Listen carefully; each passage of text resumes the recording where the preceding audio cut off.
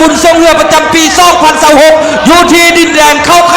สาวเมืองดูมันมาเกียงวันบันหกนำบ้าพิลิซื่อเป็นการพบกันระหว่างห้องว่าการปกครองเมืองนำบ้าบริษัทซีโนเราจีรันส่วนลานซางอยู่ทางเมืองขั้วโคจรมาพบกับบาลีห้องการเกษตรกรรมและสิ่งแวดล้อมของเมืองนำบ้าตอนนี้ออกมาเป็นเทียมไว้กันแล้วรอท่ากันเบิ่งว่าใครจะเป็นแซ่บในตอนนี้ออกสู่ทางโค้งบ้าบ่ออกบ้าบ่เถิดพี่น้อง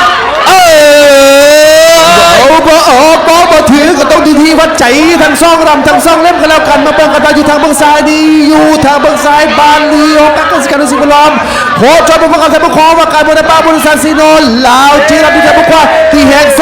งจะดีเด่นต่อไปดีกว่าจะดีเด่นต่อไปดีกว่ามาเบิ่งกันว่าบาลีจะนำทันหรือบ่ทันเอาละไว้ตอนนี้ผู้บ้านนำบริเวณทางนี้ออกไปก่อนครูสิงห์ชนะเลิศในปีนี้เริ่มมาแล้วตอนนี้พวกเขาสังเกตในบาร์เพราะการปกครองเมืองนำบ้าเริ่มตีตัวนี่ฮันของบาลีไปเล็กน้อย5 ปานกลางจะสู้ได้หรือไม่พวกเขากับพร้อมกันมาติดตามกัน30 เมตรสุดท้ายเป็นยังไงมันเกิดอะไรก็เกิดขึ้นในทันทีนี้ยาวแล้วสนับตอนนี้ท้องกันบริการตีแห่งแสงเข้าเส้นใสโอ้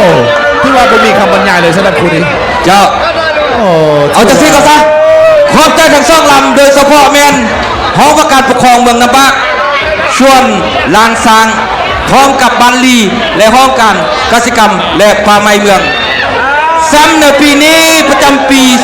2026ของเมืองนำบ้าเป็นของห้องว่าการปกครองเมืองนำบ้าเดี๋ยวเราเป็นภาษากันคืนนะท่านผู้ชมจะ